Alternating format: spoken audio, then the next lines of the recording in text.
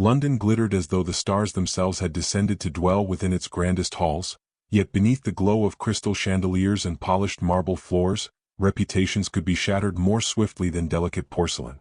Every noble family understood that a careless whisper carried farther than a carriage across Hyde Park, and no wound lingered longer than one inflicted beneath the approving smiles of society.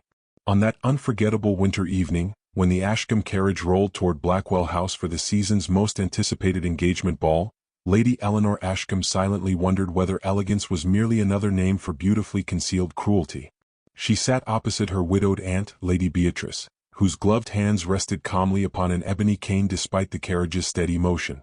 Outside, snowflakes drifted lazily through the lamplight, covering London streets with deceptive innocence. Lady Beatrice studied her niece's composed expression before speaking with gentle firmness. "If you remain hidden forever, my dear, they shall believe the gossip has conquered you." Eleanor answered only with the faintest smile, smoothing the ivory silk of her gown while willing her trembling hands into perfect stillness. 3 years had passed since her broken engagement, yet every invitation still felt like entering a courtroom where invisible jurors never forgot an old verdict. Blackwell House dazzled beyond expectation. Hundreds of candles illuminated towering mirrors framed with gilded vines, multiplying golden light until the ballroom resembled a heavenly palace suspended above ordinary existence. Gentlemen in immaculate evening coats bowed with practiced elegance while ladies floated across polished floors in gowns embroidered with pearls, silver thread, and blossoms fashioned from delicate lace.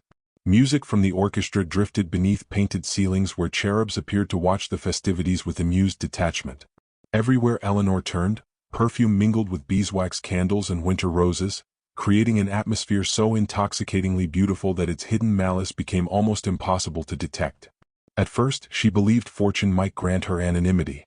She exchanged restrained greetings, accepted courteous bows, and lingered beside towering arrangements of white lilies where conversation seldom reached. Yet whispers possess remarkable instincts. Behind painted fans, matrons lowered their voices only enough to invite curiosity. Young debutantes glanced toward Eleanor before quickly looking away, their sympathetic expressions betraying fascination rather than kindness. "Poor thing," someone murmured.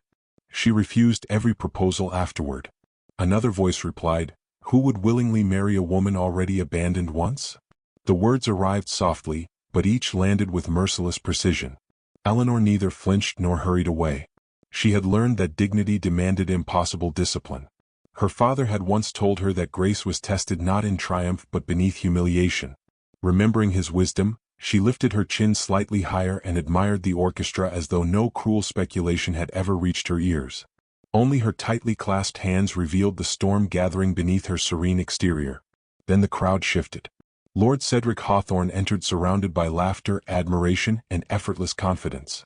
Wealth had sharpened his handsome features into something colder than Eleanor remembered, while success wrapped him in the invisible armor society always granted victorious men.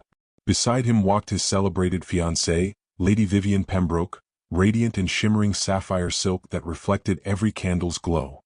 Their arrival drew eager smiles throughout the ballroom, for fashionable London adored prosperous romances, regardless of what sacrifices had paved their glittering road.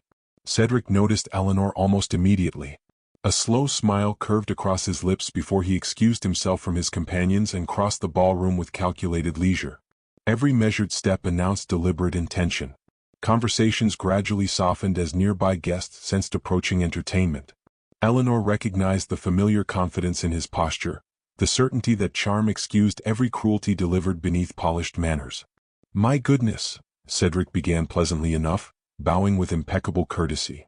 "Lady Eleanor, time has treated you kindly." She inclined her head. "You are generous, my lord." "I strive to be." His smile widened almost imperceptibly. "Though I confess I remain astonished. Still unmarried? I had imagined someone would eventually overlook old disappointments." A ripple of restrained laughter drifted among the nearest listeners. Cedric continued before silence could rescue her. "I sincerely hope loneliness has not become your permanent companion." Every eye remained fixed upon Eleanor. Lady Vivian lowered her gaze with theatrical discomfort while several gentlemen pretended sudden fascination with their champagne glasses. No one intervened. Society rarely interrupted humiliation when delivered elegantly. For one impossible heartbeat, Eleanor feared the room itself had disappeared, leaving only herself and the echo of those devastating words. Shame pressed against her ribs until breathing demanded conscious effort. Yet years of quiet endurance refused surrender. She met Cedric's satisfied expression without anger. "I have discovered, my lord," she answered softly, "that solitude is often far kinder company than vanity." Several guests exchanged startled glances. Cedric's smile faltered only briefly before returning with practiced confidence. "How admirable," he replied. "One must treasure whatever comforts remain." He bowed once more and turned away amid murmurs that spread faster than music. Eleanor realized victory, however graceful, changed nothing. The whispers resumed instantly, now richer with fresh amusement. She suddenly understood that no perfect reply could erase the identity society had assigned her. She would forever remain the woman left behind. Quietly, she stepped away from the dancers and toward the towering entrance, determined to preserve what dignity the evening had spared. Tears threatened but never escaped. As her gloved fingers reached the great doors, they opened with solemn grandeur. Cold winter air swept inside. Every conversation ceased. England's most powerful nobleman, Duke Sebastian Blackwood, crossed the threshold, surveyed the silent ballroom, and fixed his unwavering gaze upon Eleanor alone. Silence descended upon Blackwell House with such startling completeness that even the orchestra allowed its final note to dissolve unanswered beneath the vaulted ceiling. Every noble face turned toward the entrance, where His Grace Duke Sebastian Blackwood stood framed by drifting winter air and the soft glow of lanterns beyond the open doors. His broad shoulders carried neither unnecessary ornament nor theatrical grandeur, for his authority required no decoration. Tall, impeccably dressed in black evening attire embroidered only with the discreet silver crest of Blackwood, he possessed the rare kind of presence that commanded obedience before a single word had been spoken. Stories claimed ministers sought his counsel before advising the crown, industrial magnates feared his judgment, and ancient families measured their influence against his name. Yet his calm gray eyes ignored every distinguished guest assembled before him, settling instead upon Lady Eleanor Ashcombe with quiet certainty. Eleanor remained motionless beside the entrance, unable to comprehend why the most powerful duke in England regarded her as though every other soul inside the ballroom had vanished. She searched her memory desperately for some forgotten introduction, some childhood meeting, some family connection, but found only bewildering emptiness. Around her, whispers erupted once more, though now they carried astonishment rather than mockery. Even Lord Cedric Hawthorne straightened uneasily, sensing the evening had slipped beyond his careful control. Sebastian walked forward without haste. His polished shoes crossed the marble floor with measured confidence while guests instinctively stepped aside, creating a path through the glittering ballroom. Candlelight shimmered across crystal chandeliers overhead, scattering reflections like falling stars upon the polished floor. No servant announced his arrival, for none dared interrupt the commanding stillness surrounding him. Eleanor felt every heartbeat echo louder than the orchestra had moments before. Cedric recovered his composure and offered a respectful bow. "Your Grace," he said smoothly. "What an unexpected honor." Sebastian acknowledged the greeting with the slightest inclination of his head before continuing toward Eleanor. Cedric frowned. "My lord," Sebastian said evenly, stopping only a step away from Eleanor, "I believe you have mistaken this lady's position." Confusion rippled through the gathering. Cedric forced a courteous smile. "I beg your pardon, Your Grace?" The Duke's expression never altered. "You addressed Lady Eleanor as though she stood alone." His voice remained calm, yet every syllable carried unmistakable authority. "She does not." The silence deepened. Sebastian finally turned toward Cedric with unwavering composure. "You are mistaken, Lord Hawthorne." His next words entered the ballroom with the quiet force of thunder. "She is my wife." The declaration seemed impossible. Gasps swept through the assembly as ladies clutched jeweled necklaces and gentlemen exchanged stunned glances. Someone dropped a champagne glass, its crystal shattering against marble without attracting notice. Even the musicians stared openly, forgotten instruments resting motionless upon velvet chairs. Every certainty society possessed dissolved within those four astonishing words. Eleanor herself could scarcely breathe. She looked at the Duke in complete disbelief. "My lord," she whispered, barely finding her voice, "there must be some misunderstanding." His gaze softened almost imperceptibly. "There is none." Cedric laughed once, though uncertainty crept beneath the sound.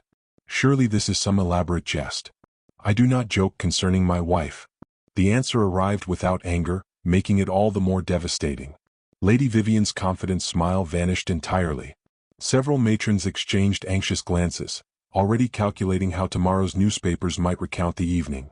Young debutantes leaned together behind embroidered fans while elderly noblemen frowned thoughtfully, attempting to remember whether some secret marriage had escaped public notice. London thrived upon scandal, but nothing approaching this magnitude had disturbed society in years. Sebastian extended his gloved hand toward Eleanor. For one suspended heartbeat she hesitated. Everything within her urged caution, disbelief, even retreat. Yet something unexpectedly reassuring rested within his composed expression. Not arrogance or amusement, but quiet conviction. Without understanding why, she accepted his hand. His grip remained gentle, respectful, never possessive. Then, before the astonished assembly, Sebastian withdrew a small velvet case from his coat. He opened it carefully. Resting upon dark blue silk lay an extraordinary sapphire ring surrounded by delicate diamonds, its ancient craftsmanship unmistakably belonging to generations long past. The deep blue gemstone reflected candlelight like moonlight upon still water, while the intricate gold band carried the unmistakable elegance of another century. Sebastian lifted the ring.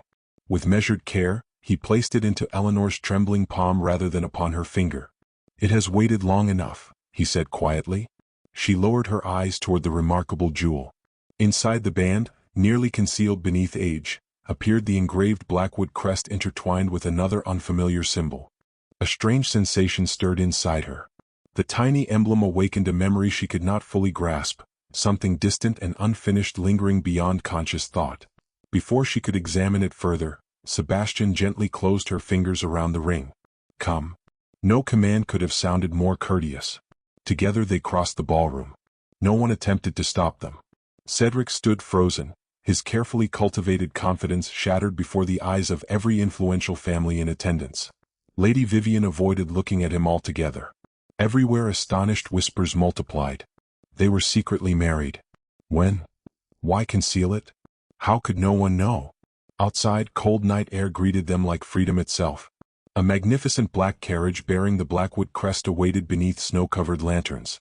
A liveried footman opened the carriage door while Sebastian offered Eleanor his hand once more. She entered almost mechanically, her thoughts racing beyond reason. Only after the carriage began rolling through London's silent streets did she finally gather enough courage to face the mysterious man seated opposite her. "Your Grace," she said carefully, "I have never met you." His expression remained unreadable. "I know. Then why would you tell England I am your wife?" He regarded her for several quiet moments before answering. "Because some promises are too sacred to abandon, even when years attempt to bury them." Nothing more followed. The carriage continued through falling snow until it stopped before Eleanor's townhouse. Sebastian stepped out first, helped her descend, and bowed with impeccable courtesy. "Keep the ring." Before she could ask another question, he returned to his carriage. Eleanor stood beneath the drifting snow, staring at the sapphire resting within her gloved hand. Drawn by irresistible curiosity, she examined the mysterious second crest once again. Her breath caught instantly. Hidden inside her dressing table upstairs lay a tiny silver locket inherited from childhood, engraved with that exact forgotten emblem. No living soul beyond herself had ever seen it, yet England's most powerful duke had somehow placed its matching symbol into her hand. Morning arrived beneath a veil of pale mist, yet Lady Eleanor Ashcombe found no comfort in daylight. The sapphire ring rested upon her dressing table beside the tiny silver locket she had guarded since childhood, and every passing hour deepened the impossible resemblance between their engraved emblems. She traced the delicate markings with trembling fingertips until certainty replaced disbelief. The symbols matched perfectly, not merely in design but in every minute flourish carved by the same gifted artisan. Such precision could not belong to coincidence. Somewhere beyond memory, an invisible thread connected her forgotten past to Duke Sebastian Blackwood, and that thread had finally begun pulling itself into the light. London, however, possessed little patience for mysteries. By afternoon, newspapers carried extravagant accounts of the astonishing declaration made at Blackwell House. Some claimed the Duke had concealed a secret marriage for years. Others insisted Eleanor had entrapped England's most powerful nobleman through elaborate deception. Gentlemen debated the scandal within exclusive clubs while fashionable ladies embroidered fresh speculation into every afternoon visit. Eleanor understood that each printed line tightened society's judgment around her, yet curiosity gradually overcame fear. If Sebastian had spoken truthfully, answers existed somewhere beyond whispered gossip. Lady Beatrice quietly encouraged the search without surrendering to reckless optimism. Together they visited Ashcombe Hall, the neglected countryside estate where Eleanor had spent her earliest years before her father's death forced their move to London. Winter had stripped the surrounding gardens of color, leaving ivy-covered walls and frost-silvered branches standing in solemn silence. Dust lingered upon forgotten portraits while familiar corridors echoed with memories too distant to grasp completely. Every room carried traces of happier seasons, yet none revealed the explanation Eleanor desperately sought. Only the elderly housekeeper, Mrs. Winthrop, offered an unexpected clue. Her silver hair had thinned with age, but her memory remained remarkably faithful. When Eleanor described the mysterious crest, the old woman's eyes widened gently. "I have seen that symbol before, my lady." Eleanor leaned forward. "Where?" Mrs. Winthrop smiled wistfully. "Upon the coat worn by a lonely little boy who often wandered near the western meadow." The words awakened something faint within Eleanor's heart. A boy. He came many summers ago, always accompanied by distant servants who watched without interfering. You spent hours together beneath the great oak overlooking the stream. Eleanor searched her thoughts until scattered fragments surfaced like forgotten stars emerging through clouds. Laughter echoed somewhere beyond memory. Tiny hands collecting wildflowers. A wooden toy horse. A child's solemn promise spoken beneath rustling leaves. "I cannot remember his face," she whispered. "You were both scarcely 8 years old." Mrs. Winthrop disappeared briefly before returning with a weathered journal that had belonged to Eleanor's late father. Between brittle pages rested a faded charcoal sketch. 2 children sat beneath an enormous oak tree. One wore a simple dress. The other carried a small cloak fastened by a silver clasp engraved with the identical crest. Eleanor stared speechlessly. The boy's face remained unfinished, yet the posture possessed an unmistakable familiarity. Her heartbeat quickened. That evening, unable to resist any longer, she accepted an invitation delivered in the Duke's elegant handwriting requesting her presence at Blackwood Manor. The estate overlooked the Thames from elevated grounds where ancient stone walls embraced magnificent gardens sleeping beneath winter frost. Towering windows glowed warmly against the darkening sky, welcoming her into halls lined with centuries of portraits whose watchful eyes seemed to guard countless family secrets. Sebastian greeted her personally within the entrance hall, dismissing every servant with quiet discretion before leading her toward an immense library scented with polished oak, leather bindings, and crackling cedar logs burning inside a marble fireplace. Books surrounded them from floor to ceiling.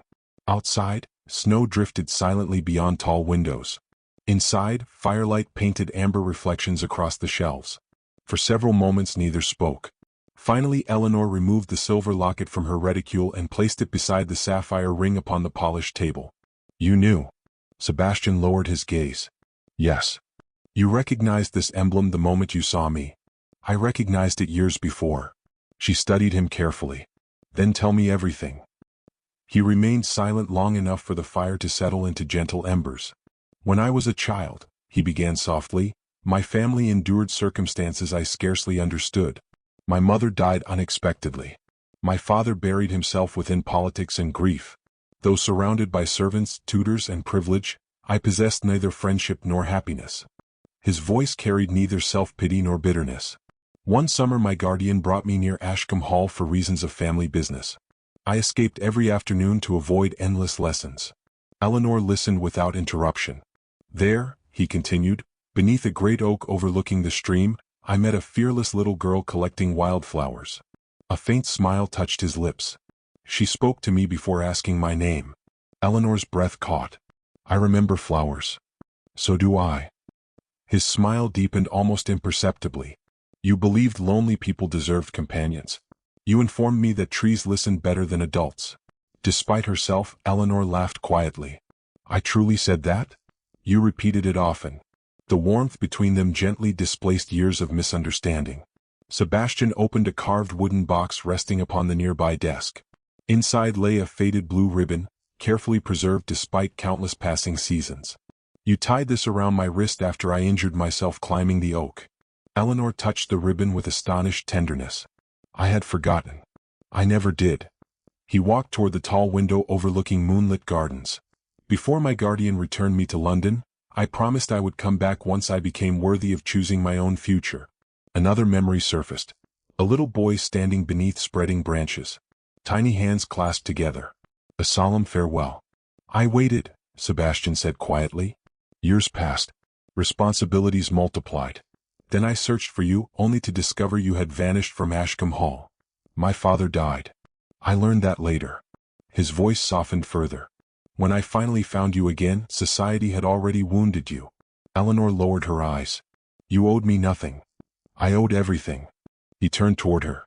You once rescued a lonely child without asking his title. Emotion shimmered behind his composed expression. I spent half my life trying to become the man worthy of that kindness.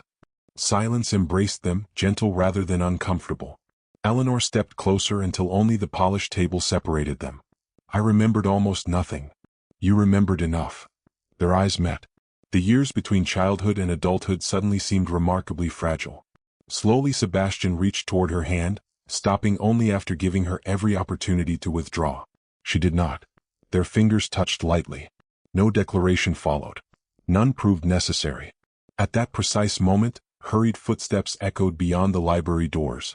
A butler entered, visibly troubled, carrying a sealed letter bearing Parliament's official crest. Sebastian accepted it, broke the wax and read silently. His expression hardened. Lord Cedric Hawthorne had formally accused him of deceiving the nation through a fraudulent marriage, demanding a public inquiry before England's highest authorities unless undeniable proof appeared immediately. Rain settled over London in a steady silver curtain as though the heavens themselves wished to wash away the stain of scandal spreading through every drawing-room, gentleman's club, and newspaper office. Yet no storm could silence the city's appetite for disgrace. By dawn, Lord Cedric Hawthorne's accusation had become the only subject fashionable society considered worthy of discussion. The Duke of Blackwood, celebrated for impeccable judgment and unwavering honor, now stood accused of inventing a marriage to protect a woman whose reputation had already been questioned. Eleanor understood with painful clarity that the attack had never truly been aimed at Sebastian alone. She remained the easiest target, the woman whose dignity society believed could still be sacrificed for entertainment. Inside Blackwood Manor, the atmosphere contrasted sharply with the chaos beyond its gates. Great fires burned within marble hearths, servants moved quietly through polished corridors, and every ancient portrait seemed to observe unfolding events with solemn patience. Sebastian stood beside the library window overlooking rain-darkened gardens, reading another stack of correspondence delivered before sunrise. Noble allies pledged their loyalty. Political rivals demanded explanations. Family elders warned that uncertainty surrounding the supposed marriage threatened generations of carefully guarded prestige. None of the letters disturbed him as deeply as the thought of Eleanor enduring another wave of public humiliation because of his decision. She entered the library carrying neither complaint nor accusation. I have been reading the newspapers, she said gently. I had hoped you would not. They were impossible to avoid. He folded the final letter and placed it upon the desk. I am sorry. Eleanor shook her head. You have given me more kindness within 2 days than I have received from society in 3 years. His expression softened. Kindness should never require gratitude. She smiled faintly. Yet I am grateful nonetheless. For several quiet moments they watched the rain trace winding paths across tall windows. The silence between them no longer carried uncertainty. It possessed the fragile comfort of two wounded hearts discovering they no longer suffered alone. At last Eleanor spoke the fear neither wished to acknowledge. If this inquiry proceeds, your title, your influence, and your family may all suffer because of me. They will suffer only if I abandon truth. But the world believes there is no truth. Sebastian crossed the room until he stood before her. The world has mistaken noise for truth before. She searched his steady eyes. You could still deny everything. I will not. You owe your people more than one disgraced woman. I owe honor more than public approval. His calm certainty stirred something deep within her, yet it also frightened her. She had already watched one respected gentleman sacrifice love for ambition. She could not endure witnessing another destroy himself in her defense. Later that afternoon, members of the Blackwood family assembled within the manor's great council chamber. Elderly uncles, stern aunts, distant cousins, and trusted advisers occupied carved oak chairs beneath portraits of long-dead dukes whose painted gazes seemed almost disapproving. Their spokesman, the duke's eldest uncle, rose with measured dignity. Sebastian, he began, our family has protected its name for centuries through discipline rather than sentiment. I am aware. If your attachment to Lady Eleanor rests upon compassion, then compassion has already accomplished its purpose. Sebastian remained silent. The honorable course is to withdraw this impossible claim before Parliament convenes. Another relative added quietly, history will forgive a misunderstanding more readily than deliberate scandal. Sebastian regarded each face before answering. I have no misunderstanding to withdraw. Murmurs spread around the chamber. His uncle sighed heavily. Then you place one woman's reputation above the future of Blackwood. No, Sebastian replied calmly. I refuse to preserve Blackwood honor by committing dishonor. No one challenged him further. The meeting dissolved into uneasy silence. That evening Eleanor wandered alone through the manor gardens despite the lingering drizzle. Winter roses bowed beneath droplets of rain while bare branches swayed gently against the slate-colored sky. She remembered every cruel whisper, every mocking glance, every invitation withdrawn after Cedric abandoned her. She had survived those wounds because they belonged only to her. This burden, however, threatened a man who had offered nothing except unwavering respect. Love, she realized with quiet terror, sometimes demanded departure rather than possession. Before dawn she made her decision. While the household still slept, Eleanor wrote a single letter upon cream-colored stationery. Your Grace, you fulfilled a promise made long ago beneath an oak tree. Allow me now to protect the life you spent years building. If I remain, they will continue using my past against your future. I cannot become the reason honor is questioned where honor has always lived. Remember me kindly but do not follow. She placed the sapphire ring carefully beside the letter. After thanking Lady Beatrice through tearful whispers, she departed Blackwood Manor in a modest carriage before sunrise. Thick mist concealed the road ahead as horses carried her toward the countryside where forgotten memories had first begun. Hours later Sebastian entered the library expecting their customary morning conversation. Instead he found only the folded letter. The sapphire rested upon polished wood like a silent farewell. For the first time in many years, composure abandoned him. He read every line twice. Without summoning servants or advisors, he seized his greatcoat and hurried toward the stables. Rain had returned with renewed determination, drumming against rooftops as though urging haste. Within moments his black stallion thundered through the manor gates, scattering puddles across deserted roads. He followed the route leading toward Ashcombe Hall because instinct insisted Eleanor would seek the place where childhood had once offered safety. Miles disappeared beneath relentless hooves. Storm clouds darkened the afternoon until earth and sky seemed to merge into one endless field of gray. Finally, beyond ancient woods shimmering beneath rain, Sebastian glimpsed the weathered stone chapel standing beside the enormous oak tree that had guarded their earliest promise. A solitary carriage waited outside. Through the chapel's open doorway he saw Eleanor kneeling quietly before the altar, her farewell complete, her future surrendered for the sake of his. He stepped across the threshold just as she rose, and before either could speak, distant church bells began echoing through the rain, announcing that Parliament's inquiry had opened in London without them, while the truth destined to decide both their lives stood silently between their beating hearts. Rain whispered against the ancient chapel windows while Eleanor stood motionless beneath the weathered oak beams, her tear-filled eyes fixed upon Sebastian Blackwood. For a long moment neither spoke. The years separating childhood from the present seemed to dissolve into silence, leaving only two souls bound by a promise neither fully understood until fate demanded its fulfillment. Outside, the great oak swayed gently in the wind, its branches stretching over the little stone chapel exactly as they had when two lonely children had exchanged impossible dreams beneath its shelter. You should not have followed me, Eleanor said at last, her voice trembling despite every effort to remain composed. I could never have obeyed that request, Sebastian answered quietly. I wished only to spare you. And I came only to save you. She lowered her gaze. I am not worth the ruin they threaten. He crossed the narrow aisle until only a single step separated them. Eleanor. She slowly looked up. The measure of your worth has never belonged to those who mocked you. Emotion tightened her throat. They will destroy your name. My name survives only if my honor survives with it. He reached into his coat and withdrew the sapphire ring she had left behind. I believe this belongs to its rightful keeper. Instead of placing it into her hand, he gently slipped the ring onto her finger, where it settled with remarkable certainty, as though every year of waiting had been preparing for that single moment.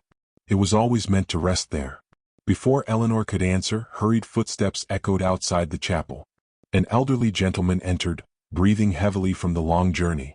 His rain-soaked cloak clung to his shoulders, yet his careful posture revealed decades of professional discipline. Your Grace. Sebastian recognized him immediately. Mr. Ashcroft. Edmund Ashcroft, the oldest solicitor ever to serve both the Blackwood and Ashcombe families, bowed respectfully before removing a weathered leather portfolio secured beneath his cloak. I searched every archive after learning of Parliament's inquiry. He placed the portfolio upon the altar with almost reverent care. I have found what everyone believed lost. Sebastian opened the worn case. Inside rested several perfectly preserved documents bearing royal seals, family signatures, and wax impressions untouched by time. Ashcroft carefully unfolded the oldest parchment. 24 years ago, he began, His Grace's father and Lord Ashcombe entered into a lawful family covenant after saving one another during a political conspiracy that threatened both houses. Eleanor listened in astonishment. The agreement stated that should both families produce surviving heirs of suitable age, those children would one day unite the two houses through marriage. Sebastian stared silently at the elegant handwriting. Ashcroft continued. The arrangement was witnessed by clergy, registered privately, and blessed according to the customs of both families. What happened? Eleanor whispered. The deaths of your respective parents. The old solicitor sighed. The documents disappeared during the confusion surrounding the estates. Everyone assumed the covenant had been destroyed. But it survived. It remained hidden within Blackwood's oldest legal archives, mistakenly catalogued among land treaties. Ashcroft produced one final parchment. This document confirms that upon both heirs reaching adulthood and freely accepting the covenant, the marriage would become immediately lawful under the authority granted by the original agreement. Sebastian looked toward Eleanor. I never knew. Nor did she. Ashcroft smiled gently. Yet destiny appears remarkably patient. For several quiet moments the chapel held nothing except the sound of falling rain. Then Eleanor spoke. You declared me your wife before discovering this. I would have declared it without these papers. Why? His answer came without hesitation. Because I had already given you my heart. Tears finally escaped the restraint she had maintained for years. No longer tears of humiliation. No longer tears of loneliness. Only tears born from finally being believed, remembered, and chosen. Ashcroft respectfully stepped outside, leaving them alone. Sebastian took both of Eleanor's hands. When I found you again at Blackwell House, I saw not the woman society rejected. He smiled softly. I saw the little girl who shared wildflowers with a frightened boy too proud to admit he was lonely. She laughed through her tears. You still remember every flower. I remember every kindness. She stepped closer. And I remember enough now to know I never truly lost you. He gently kissed her forehead. No audience applauded. No orchestra celebrated. Only the rain blessed the quiet beginning of the love both had unknowingly carried across decades. By the following morning, Parliament's Grand Chamber overflowed with noble families, influential ministers, celebrated journalists, and curious spectators. Lord Cedric Hawthorne stood confidently beside Lady Vivian, convinced the Duke's absence signaled surrender. Murmurs swept across the hall until enormous doors opened. Sebastian entered first. Eleanor walked beside him. She no longer lowered her eyes. The sapphire ring gleamed unmistakably upon her hand. Behind them came Edmund Ashcroft carrying the leather portfolio. The speaker called for order. Cedric rose immediately. Your Grace has at last appeared. I have. Will you finally admit that your declaration was nothing more than an emotional fabrication? Sebastian calmly accepted the portfolio from Ashcroft. Without raising his voice, he presented each document before Parliament's clerks. One by one they examined the seals. Compared signatures. Verified dates. Confirmed registrations. Silence slowly replaced skepticism. At last the chief clerk stood. The documents are authentic. Another official added quietly, the covenant possesses full legal standing. Shock rippled throughout the chamber. Cedric's confident expression vanished. Sebastian finally addressed the assembly. I did not come here seeking permission. His voice echoed with measured authority. I came to restore the truth. He turned toward Eleanor before continuing. This lady required neither rescue nor society's approval. His eyes never left hers. She has always possessed the dignity others failed to recognize. Then he faced Parliament once more. She has always been the woman destined to stand beside me. No one interrupted. No one laughed. Even those who had whispered against Eleanor found themselves unable to meet her steady gaze. Cedric attempted one final protest. This proves only an agreement between families. Sebastian answered with perfect calm. No. He took Eleanor's hand. It proves the law. He smiled gently toward her. Our hearts proved everything else. Laughter did not greet those words. Respect did. Cedric's accusations collapsed beneath overwhelming evidence. Investigators soon uncovered forged correspondence he had submitted to strengthen his claims. Witnesses admitted accepting payment to spread false rumors after his broken engagement with Eleanor. His carefully polished reputation dissolved within a single afternoon, leaving only embarrassment where arrogance had once flourished. Lady Vivian quietly removed her engagement ring before departing the chamber without looking back. Outside Parliament, thousands had gathered despite the lingering rain. News spread through the waiting crowd before official announcements even reached the steps. The marriage is lawful. The Duchess has been vindicated. People who once repeated cruel gossip now removed their hats as Eleanor emerged beside Sebastian. Some bowed. Others simply watched in respectful silence. She accepted neither triumph nor revenge. Instead, she offered only gracious kindness, refusing to become as cruel as those who had once wounded her. Several weeks later, beneath clear spring skies, they returned to the ancient chapel beside the great oak tree. Family, loyal friends, and a humble village clergyman gathered quietly. Although the law already recognized their union, they wished to exchange vows freely, not because duty demanded them, but because love deserved its own sacred voice. When Sebastian spoke, emotion softened every carefully chosen word. I searched the world believing I had lost the greatest gift ever placed in my life. He smiled through grateful tears. I have finally come home. Eleanor answered with serene confidence. I once believed my story ended with rejection. She intertwined her fingers with his. Now I know it truly began with remembrance. The old clergyman blessed them. Church bells rang joyfully across the countryside. White blossoms drifted from the great oak as a gentle breeze stirred its ancient branches, scattering petals like quiet blessings upon the newly honored Duke and Duchess of Blackwood. As their carriage rolled away beneath the golden light of evening, villagers waved warmly while children chased laughing beside the lane. Eleanor rested her head against Sebastian's shoulder, no longer haunted by whispers that had once ruled her life. He looked toward the horizon, then gently covered her hand with his own, the sapphire catching the final rays of sunlight. Behind them remained the ballroom where cruelty had flourished, the courtroom where truth had prevailed, and the chapel where a forgotten promise had finally become forever. Before them stretched an unwritten future built not upon reputation, wealth, or power, but upon steadfast devotion, quiet courage, and the extraordinary grace of two hearts that never truly forgot each other.